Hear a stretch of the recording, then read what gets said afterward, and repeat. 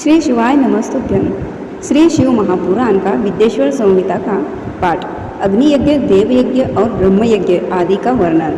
भगवान शिव के द्वारा 7 वारों का निर्माण तथा उनमें देवाराधना से विभिन्न प्रकार के फलों की प्राप्ति का कथन। ऋषियों ने कहा, प्रभु अग्नि यज्ञ, देव यज्ञ, ब्रह्म यज्ञ, गुरु पूजा तथा ब्रह्म तृप्ति का हमारे समक्ष क्रमशः वर्णन कीजिए। सूत जी बोले, महर्षियों, गृहस्थ पुरुष अग्नि में सायंकाल और प्रातःकाल जो चावल आदि द्रव्य की आहुति देता है उसी को अग्नि यज्ञ कहते हैं। जो ब्रह्मचर्य आश्रम में स्थित है उन ब्रह्मचारियों के लिए समिधा का आधान ही अग्नि यज्ञ है। वे समिधा का ही अग्नि में हवन करें।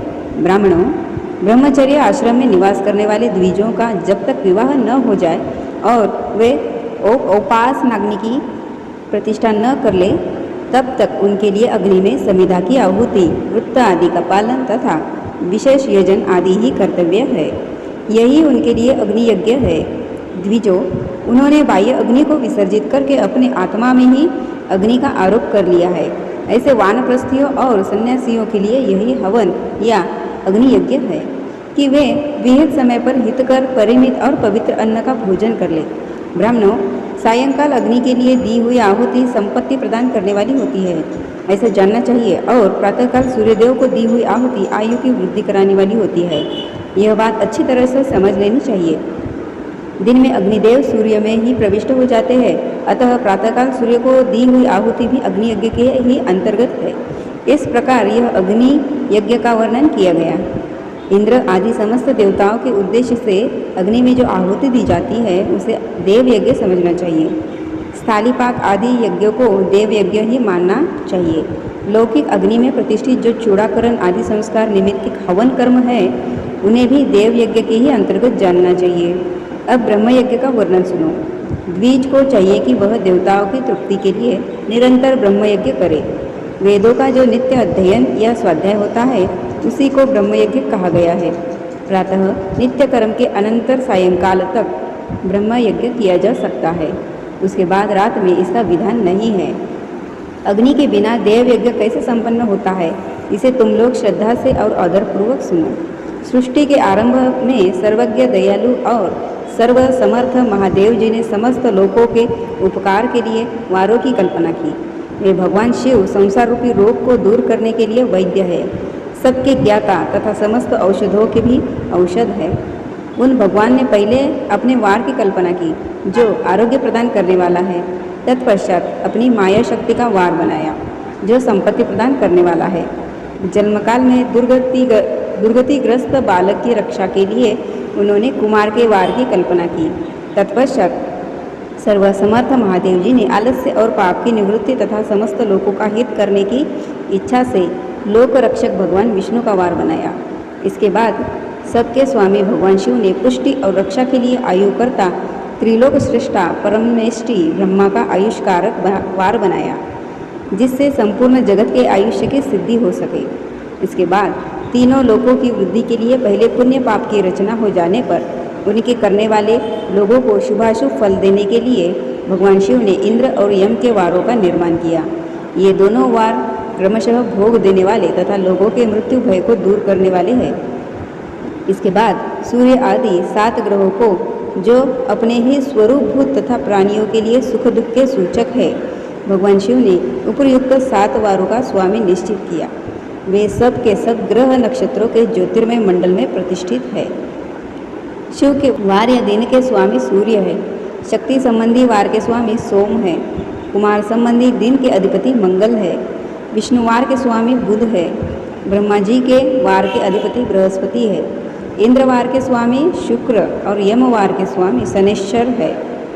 अपने अपने वार में ही हुई उन देवताओं की पूजा उनके अपने अपने फलों को देने वाली होती है। सूर्य आरोग्य के और चंद्रमा संपत्ति के दाता है। मंगल व्याधियों का निवारण करते हैं। बुध पुष्टि देते हैं। बृहस्पति आयु की वृद्धि करते हैं। शुक्र भोग देते हैं और शनैश्चर मृत्यु का निवारण करते हैं। ये 7 वारों के क्रमशः फल बताए गए हैं जो उन देवताओं की प्रीति से प्राप्त होता है। अन्य देवताओं की भी पूजा का फल देने वाले भगवान शिव ही है। देवताओं की प्रसन्नता के लिए पूजा की 5 प्रकार की ही पद्धति बनाई गई। उन देवताओं के मंत्रों का जप यह पहला प्रकार है, उनके लिए होम करना दूसरा, दान करना तीसरा और तप करना चौथा प्रकार है। किसी वेदी पर प्रतिमा में, अग्नि में अथवा ब्राह्मण के शरीर में आराध्य देवता की भावना करके 16 उपचारों से उनकी पूजा या आराधना करना पांचवा प्रकार है। इनमें पूजा के उत्तरोत्तर आधार श्रेष्ठ है। पूर्व के अभाव में उत्तरोत्तर आधार का अवलंबन करना चाहिए। दोनों नेत्रों तथा मस्तक के रोग में और कुष्ठ रोग की शांति के लिए भगवान सूर्य की पूजा करने ब्राह्मणों को भोजन कराएं। तदनंतर एक दिन, एक मास, एक वर्ष अथवा 3 वर्ष तक लगातार ऐसा साधन करना चाहिए। इससे यदि प्रबल प्रारब्ध का निर्माण हो जाए तो रोग एवं जरा आदि रोगों का नाश हो जाता है। इष्ट देव के नाम मंत्रों का जप आदि साधनवार आदि के अनुसार फल देते हैं। रविवार को सूर्य देव के लिए, अन्य देवताओं के लिए तथा ब्राह्मणों के लिए विशिष्ट वस्तु अर्पित करें।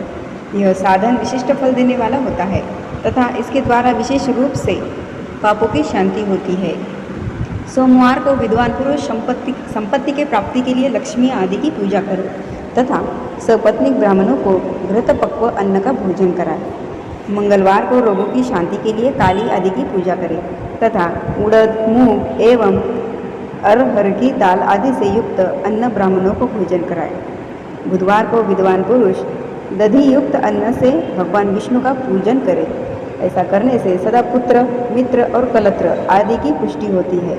जो दीर्घायु होने की इच्छा रखता हो वह गुरुवार को देवताओं की पुष्टि के लिए वस्त्र, यज्ञोपवीत तथा घृत मिश्रित खीर से यजन पूजन करे। भोगों की प्राप्ति के लिए शुक्रवार को एकाग्रचित्त होकर देवताओं का पूजन करे और ब्राह्मणों की तृप्ति के लिए रस युक्त अन्न दे। इसी प्रकार स्त्रियों की प्रसन्नता के लिए सुंदर वस्त्र आदि का विधान करें। शनैश्चर अपमृत्यु का निवारण करने वाला है। उस दिन बुद्धिमान पुरुष रुद्र आदि की पूजा करे। तिल के होम से, दान से देवताओं को संतुष्ट करके ब्राह्मणों को तिल मिश्रित अन्न भोजन कराए। जो इस तरह देवताओं की पूजा करेगा वह आरोग्य आदि फल का भागी होगा। देवताओं के नित्य पूजन, विशेष पूजन, स्नान, दान, जप, होम तथा ब्राह्मण तर्पण आदि में एवं रवि आदि में वारों में विशेष तिथि और नक्षत्रों का योग प्राप्त होने पर विभिन्न देवताओं के पूजन में सर्वज्ञ जगदीश्वर भगवान शिव ही उन देवताओं के रूप में पूजित हो सब लोगों को आरोग्य आदि फल प्रदान करते हैं। देश, काल, पात्र, द्रव्य, श्रद्धा एवं लोक के अनुसार उनके तारतम्य क्रम का ध्यान रखते हुए महादेव जी आराधना करने वाले लोगों को आरोग्य आदि फल देते हैं। शुभ मांगलिक कर्म के आरंभ से और अशुभ अंत्येष्टि आदि कर्म के अंत में तथा जन्म नक्षत्रों के आने पर गृहस्थ पुरुष अपने घर में आरोग्य आदि की समृद्धि के लिए सूर्य आदि ग्रहों का पूजन करे। इससे सिद्ध है कि देवताओं का यजन संपूर्ण अभीष्ट वस्तुओं को देने वाला है। ब्राह्मणों का देव यजन कर्म वैदिक मंत्र के साथ होना चाहिए। यहाँ ब्राह्मण शब्द क्षत्रिय और वैश्य का भी उपलक्षण है। शूद्र आदि दूसरों का देव यज्ञ तांत्रिक विधि से होना चाहिए। शुभ फल की इच्छा रखने वाले मनुष्य को सातों ही दिन अपनी शक्ति के अनुसार सदा देव पूजन करना चाहिए।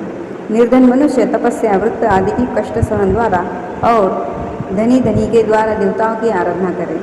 वह बार बार श्रद्धापूर्वक इस तरह के धर्म का अनुष्ठान करता है और बारंबार पुण्यलोकों में नाना प्रकार के फल भोग कर पुनः इस पृथ्वी पर जन्म ग्रहण कर लेता है। धनवान पुरुष सदा भोग सिद्धि के लिए मार्ग में वृक्ष आदि लगाकर लोगों के लिए छाया की व्यवस्था करे। जलाशय, कुआं, बावली और पोखरे बनवाए। वेद शास्त्रों की प्रतिष्ठा के लिए पाठशाला का निर्माण करे तथा अन्य प्रकार से भी धर्म का संग्रह करता है। धनी को यह सब कार्य सदा ही करते रहना चाहिए। समयानुसार पुण्यकर्मों के परिपाक से अंतःकरण शुद्ध होने पर ज्ञान की सिद्धि हो जाती है। द्विजो, जो इस अध्याय को सुनता पढ़ता अथवा सुनने की व्यवस्था करता है उसे देवयज्ञ का फल प्राप्त होता है।